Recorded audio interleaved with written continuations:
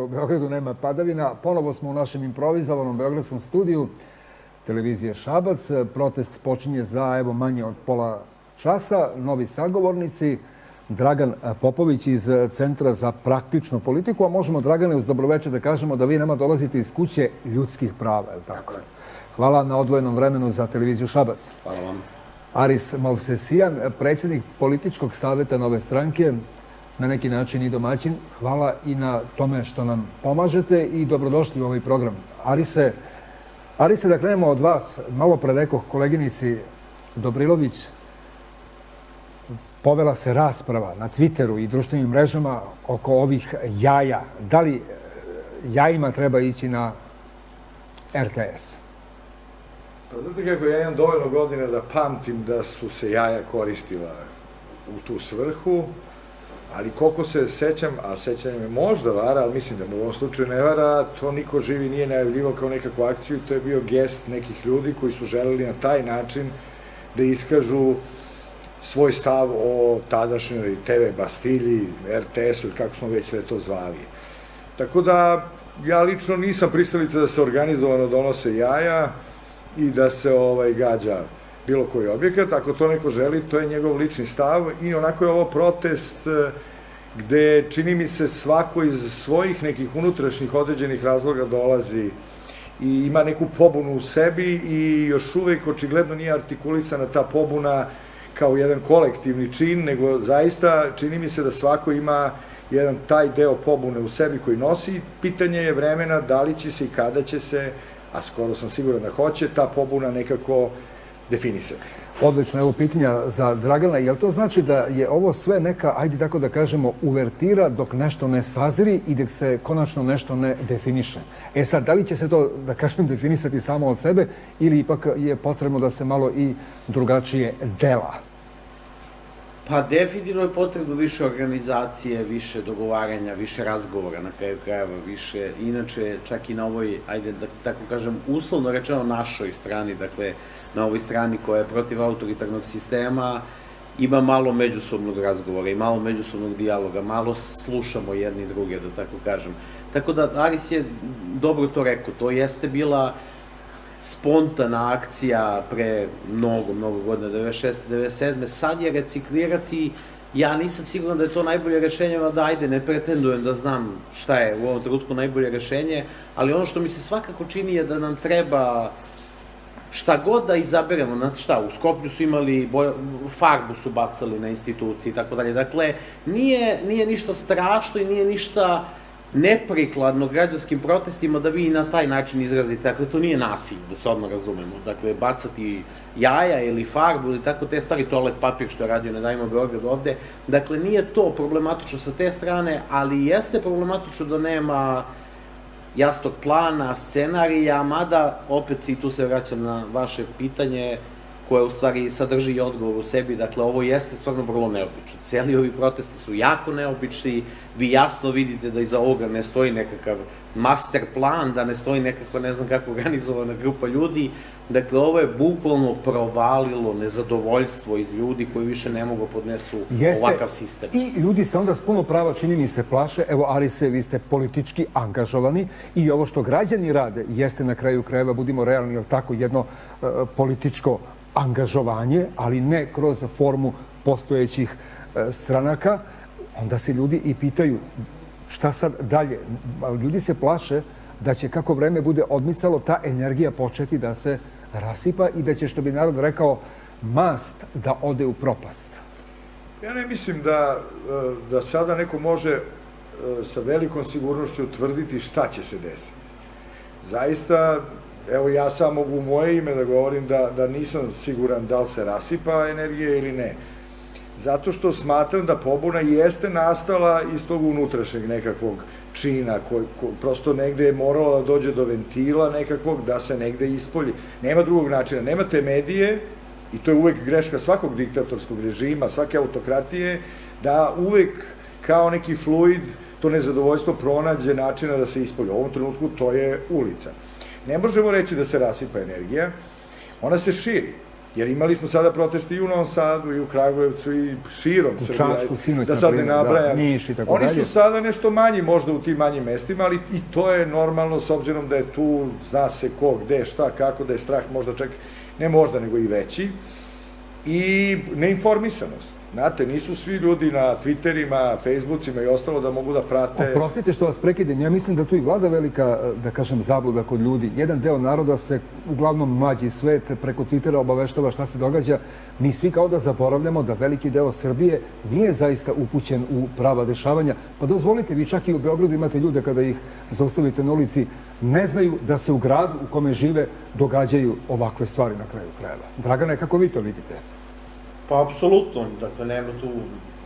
Beograd je veliki, dakle, ja verujem, ako se odmaknemo malo dalje od centra, da ćemo naići na vrlo sličnu situaciju kao i unutrašnjosti Srbije. Dakle, nema tu velike razlike. Tako da, i u tome je važnost ovih protesta. Dakle, oni praktično izlaze iz tog virtualnog sveta, prelaze u realni svet i šalju jaku poruku sa same ulice. Dakle, vi možete da ne znate 2, 3, 4 puta, ali već kasnije to se polako širi i na kraju će svi saznati da se nešto dešava i da su neki ljudi nezadovoljni ovim što se dešava u zemlji. Tako da mislim da je to velika važnost ovih protesta, kad već nemamo slobodne medije, da bar na taj način možemo da nešto kažemo, da izrazimo nezadovoljstvo, ali jeste suština, i to Aris dobro rekao, dakle, kad vi nemate prostora za javnu debatu u društvu preko oficijalnih kanala, kad ste ukinuli parlamentarizam, ukinuli ste opoziciji pravo da maltene da postoji, ukinuli ste slobodne medije, dakle, ljudima ostala bukvalno samo ulica. Da, u stvari, faktički je ugrožen taj, da kažemo, celokupan javni prostor u kome bi trebalo ostvarivati komunikaciju. Ako samo imam pravo da podsjetim i gledalce, čini mi se takav utisak stičem, verujem da ste i vi toga svesni. Često ćete čak na nekim mestima gde se ljudi okupljaju videti da postoji rezerva u komunikaciji između ljudi. Malo pre ste obojica konstatovali da čak i na ovoj, uslovno rečeno, da se ogradimo pod znakom navoda, našoj strani nema komunikacije. Onda je tek logično pitanje i možemo da govorimo kako nema komunikacije sa ove, opet ponavljam, uslovno rečeno naše, ka drugoj strani. A bilo bi idealno da ne govorimo, a u ostalom, predsjednik Republike u svakom svom istupu nas deli na naše i njihove. Kako, dakle, doći sada do prostora, dakle, do medija, da sve to što je važno može da stigne do građana ove zemlje?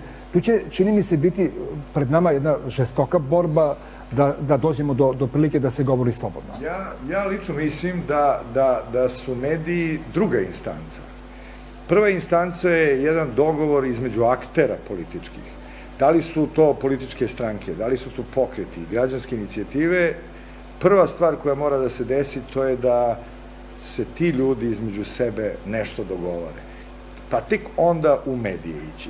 Mediji su tu da izveštavaju šta se neko dogovorio.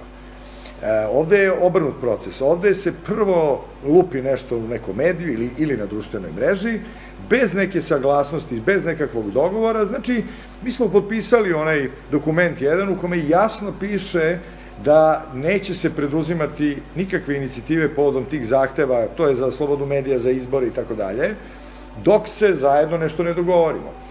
Mi moramo da pokažemo da smo u stanju da se nešto dogovorimo, a onda da to prezentujemo u medijima i onda je ta slika konciznija, jasnija, zna se da neko nešto ipak promišlja, a građani su tu da dopunjuju. Vi ćete, znate, kad izađete sada na ulicu pa šetate sa građanima, stalno vam prilazi neko i nešto vam sugeriše i kaže. Naravno, u svoje ime.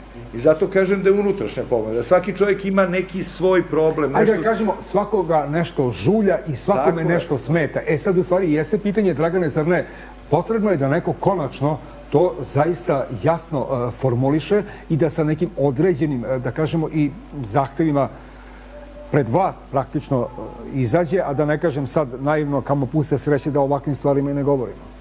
Apsolutno, mi ćemo morati, ja nisam siguran da je sad trenutno još uvek vreme za to, treba pustiti prosto da se stvari možda još malo iskristališu, ali definitivno nam treba jedna ili više političkih opcija koji će moći da artikulišu ono što su zahtevi tog nekog dela ljudi koji je trenutno nezadovoljno.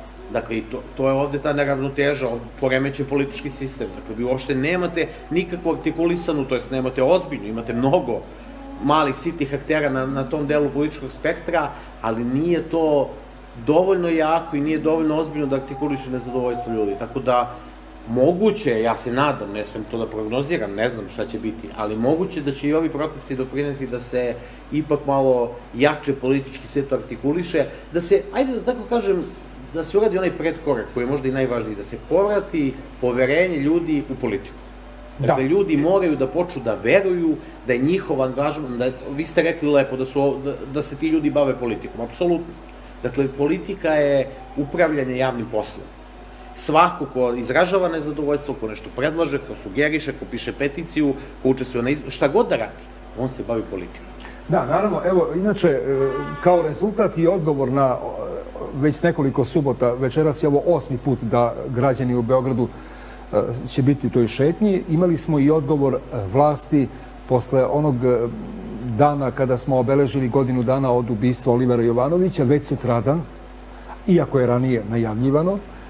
Iskorišćena je poseta predsjednika Ruske federacije da vlast napravi neki svoj, opet po znakom navoda, kontramiting. U stvari to nije kontramiting jer se nije dešavao u istom danu, no bez obzira on tako zaista i izgleda.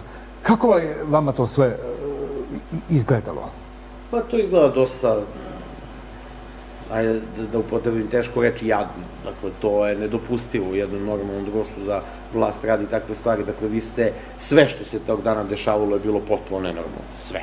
Dakle, od toga da ste vi paralisali javne institucije u zemlji tako da što ste primorali ljude koji rade u javnoj službi da dođu u Beograd, do toga da ste od Beograda napravili parking mesto, dakle, ceo Beograd je, glavne beogradske ulice su služile kao parking mesta za te autobuse, pa do samog tog čina, dakle, nije on te ljude okupio zbog Putina.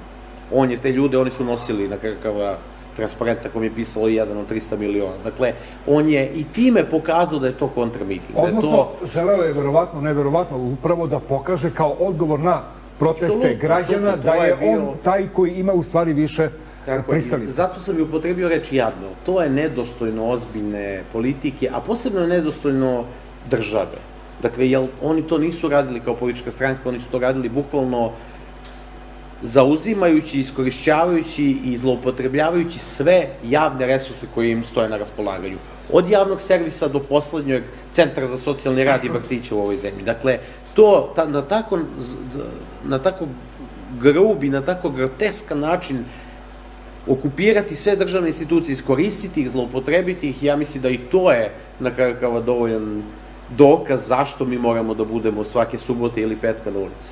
Inače, Arise, kada govorimo o poseti Putina, čuli smo već sutradan, odmah se oglasio predsjednik Republike, rekavši pa šta ste očekivali, Putin inače kada dolazi u ovakve posete ne drži govore i ne prisustvuje mitinzima. Pa je li moguće da to predsjednik države nije znao i pre Putinovog dolaska? Znate kako, ja sam, prvo, predsjednik Putin je to najavio negde u toku posete da neće, pa je onda došlo do onoga da je Vučić molio patrijarha da ne znam... Da utiče na Putina da se obrati građanima. Tako da, to je onako jedna od priča koju on sad može da priča jer ga prati 100 medija i neko će to popiti, neko ne. Ja mislim da je ta poseta najnormalnija stvar i da jeste velika stvar kad vam dolazi predsjednik jedne tako moćne države kao što je Rusija. Mislim da je ovaj ceo cirkus koji je napravljen zaista, kako je rekao Dragan, jadan ali za mene je predstavljao onako nešto što bi trebalo prepoznati građani, a to je kako izgledaju izbori u Srbiji. Komore Beograd, advokatom Vladimirom Gajićem, kog pitam kako vama izgledaju svi ovi protesti do sada? Pa, mislim da imaju jednu svoju dinamiku, znači od onog